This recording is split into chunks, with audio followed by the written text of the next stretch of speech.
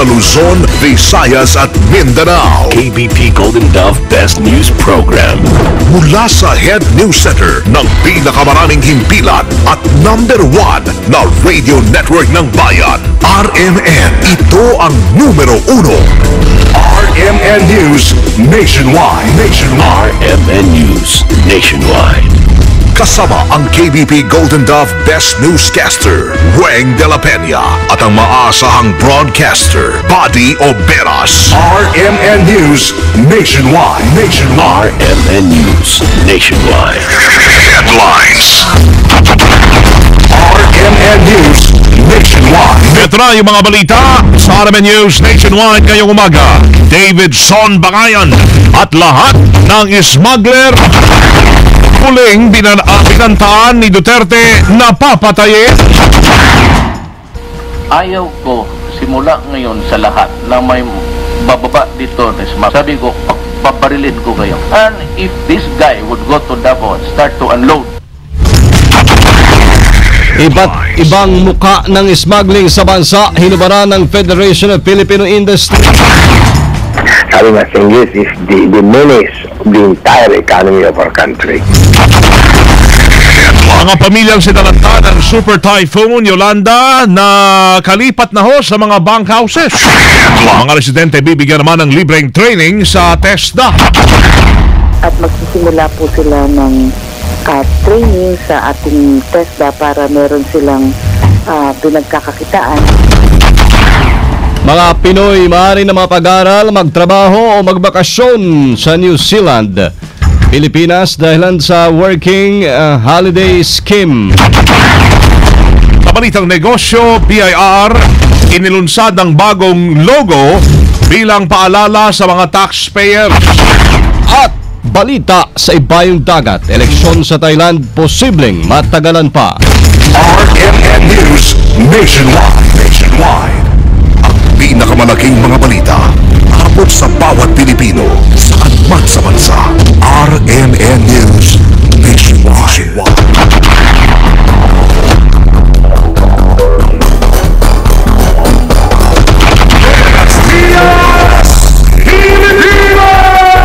Magaho ng Martes na ngayon, Pebrero 4, 2014. Ito ang numero 1 RMN News Nationwide. Ako si Weng de la Peña. Mabuhay Pilipinas! Ako si Buddy Oberas. Tayo po ay live na live sa DCLT 1188 RMN Lucena at UIWC 801 RMN Dumaguete, DXIC 711 RMN Iligan at sa DXDR 981 RMN Dipolo. Live international via Ustream. Search for RMN Manila. Ganon din sa WRMN New York, USA. At sa lahat pa rin ng ating mga numero 1 AM radio stations sa buong kapuluan. Asahan ang maaliwalas na lagay ng panahon sa ating bansa dahil sa kawalan ng sama ng panahon o bagyo sa bansa. Ayon sa Pag-asa, muli pong umiiral ang amihan o Northeast Monsoon o tanging sa dulong hilagang Luzon o Batanes area lamang para itaas ang dahilan para itaas po ang gale warning doon. Posible namang mahagip muli sa Huwebes ng malamig na hanging dala ng amihan ang Metro Manila. Inaasahan sa unang linggo ng Pebrero ay madarama na po ang peak ng amihan kung saan posibleng tumagal pa ito hanggang sa ikalawang linggo ng Pebrero. Samantala, easterlies o hanging mula Pasipiko pa rin ang nakakaapekto sa silangang Luzon at Visayas dahilan upang makaranas naman ng maalinsangang panahon. Nagharap na ho sa Senate hearing sina Davao City Mayor Rodrigo Duterte at David Bangayan. Sa pagdinig sa Senado, itinuro ni Duterte si Bangayan bilang David Tan, ang pinaniniwalaang smuggling king sa bansa. Nanindigan din ang alkalde na isa lamang sila David Tan at Davidson Bangayan batay na rin sa resulta ng intelligence report na kanyang nakuha kung saan napakalaman niyang hindi lamang ito sa Davao kilala kundi maging sa buong bansa. Sa panggigigil ay nagbanta pa si Duterte kay Bangayan at sa lahat ng mga smuggler na handa siyang barilin ang mga ito oras na makitang nagbabagsak ng smuggled goods sa kanyang lungsod.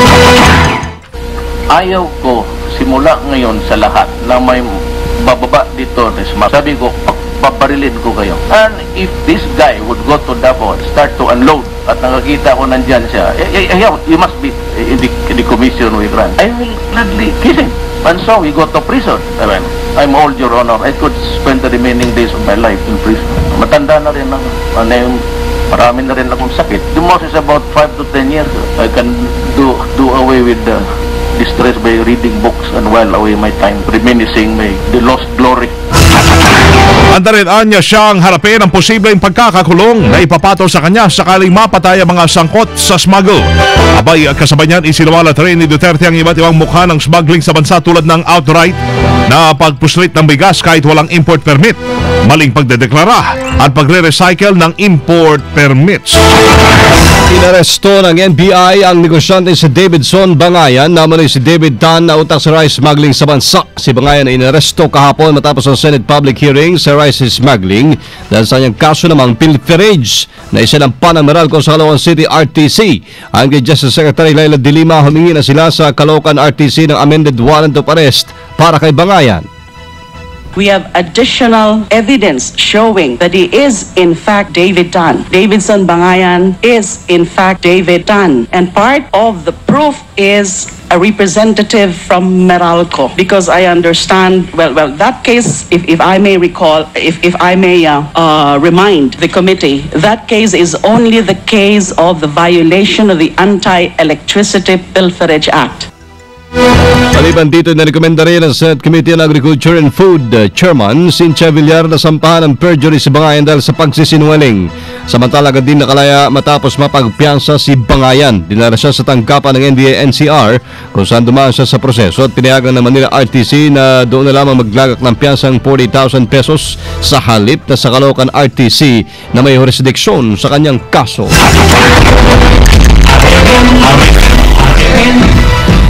RMN Nationwide Report. Ugnay pa rin ang smuggling, ang supply ng bigas sa Iligan hindi apektado ng rice smuggling. Kasama natin sa balita si Jenner Cabanday ng RMN Iligan. RMN Report. Hindi apektado ang supply ng bigas ang lungsod ng Iligan sa rice smuggling sa bansa. Ito ang kinupirma ni City Agriculture Octavius Molo matapos maraming supply na mapagkukunan ng Iligan gaya na Bukidnon, Lanao del Norte at Zamboanga City. Kaya natitiyak ni Molo na hindi makakaapekto sa supply ng bigas sa lungsod ang talamak na rice smuggling ngayon sa bansa. Pero inamin ni Molo na posibleng malugi ang gobyerno sapagkat hindi makapagbibigay ng buwis ang iligal na pagtransak na bigas sa mga negosyante. Kasama mo sa DXI si Iligan, Jenner Cabanday, Tatak RMN. Radyo mo Nationwide. Kasama suportado po ng Federation of Philippine Industries ang pagsugpo ng pamahalaan laban sa talamak na smuggling sa bansa. Yan ang pahayag ni FPI President Jess Aranza sa harap na isinasagawa pa ring pagdinig ng Senado kaugnay ng rice smuggling. Aminado si Aranza na dismayado ang kanilang hanay sa iba't ibang mukha ng smuggling activity sa bansa dahil maliban sa ninanakaw nitong buwis na dapat ay sa pamahalaan, iilang personalidad din lamang ang nakikinabang.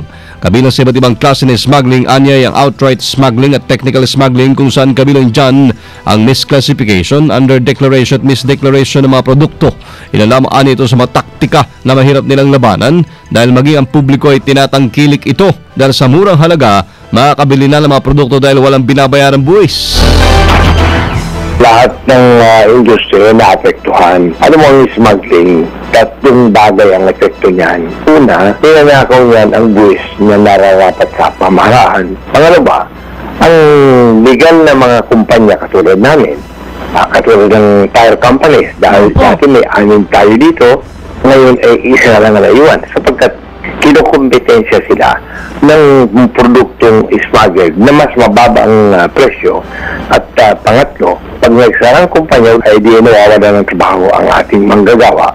Sabi nga sa English is the menace of the entire economy of our country. Si FPI President Jess Aranza sa RMN. Mahigit 200 pamilya na ang nailipat sa mga bunkhouses o transitional shelter sa Leyte na sinalanta ng Super Typhoon Yolanda. Sa interview ng RMN kay Department of Social Welfare Secretary Dinky Soliman, sinabi nito na minamadali na nila ang paglilipat, partikular ang mga pansamantalang naninirahan sa mga tent. Ayon kay Soliman, bukod dito, tiniyak din ni Soliman na tuloy-tuloy ang pagbibigay nila ng libreng training sa pangunguna ng TESDA upang matulungang makapaghanap buhay ang mga residente doon. Kung paglipat, unti-unti na po sa lugar sa Tacloban sa motocross, may 200 na meron din pong galing din ako ng D1 at may nakalipat na rin pong mga pamilya. So, binibili tinatawag natin bunk houses or transitional shelters. Kaya yung pong mga nasa tents ang inuuna po natin at magsisimula po sila ng training sa ating TESDA para meron silang pinagkakakitaan. Tuloy-tuloyan niya ang kanyang kanilang pag-ayuda hanggang sa makabangon muli ang mga pamilya sa Visayas at Mindanao. Ilusad kasama ng Pilipinas at New Zealand ang Working Holiday Scheme kung saan maaari nang mag-aral, magtrabaho o magbakasyon sa New Zealand sa loob na isang taon ng mga Pilipino. Maaari din manatili sa Pilipinas naman ang mga New Zealanders ng isang taon. Ito ay epektibo sa Pebrero 5 kung saan maaari na mag-apply ng WHS visa ang mga Pinoy at New Zealanders na may edad 18 hanggang 30 anyos. Sa ilalim po nito, maaari lamang mag-enroll para sa isang training o pag-aaral ang isang Pinoy o New Zealander sa loob ng 3 buwan na magtrabaho ng isang taon. Pero limitado lamang sa 3 buwan ng trabaho kada employer. Obligado naman silang umalis ng bansa kapag natapos ng 12 buwang visa. Nabatid na ang 100 WHS visa lamang ang ibibigay sa mga aplikanteng Pinoy at katulad na bilang din para sa mga taga New Zealand. OFWs naman sa Qatar may apela sa DepEd. Kasama natin sa Balita Live si Joyce Adler. Report! Umapela sa Education Department ang OFW sa Qatar na nagpapaaral ng kanilang mga anak sa Philippine School of Doha. Partikular na inirereklamo ng mga ito ang walang humpay na pagtaas ng tuition fee sa naturang paaralan na pinatatakbo ng Philippine Embassy sa Doha. Anila hinaharas din sila ng mga opisyal ng Philippine School of Doha dahil sa pag-alma nila sa mga sistema ng eskwelahan. Una nang nagpadala ng kanilang formal complaint sa DepEd ang naturang OFWs. Kasama mo sa DFA Choice at Ratatak RM. Pagsasalib puwersa ng BIFF at MNLF kinukumpirma pa. Kasama natin sa balita, Deo de Guzman. Report!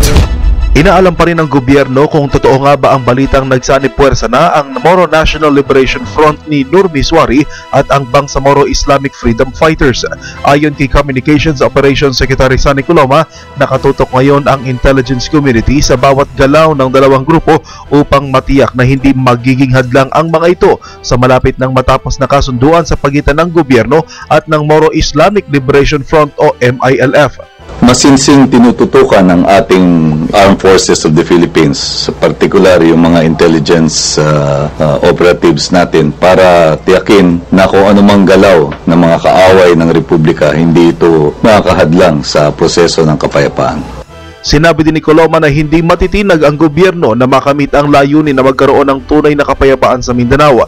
Ito anya ay upang mapalago pa ang ikalawang pinamalaking bahagi ng ating bansa.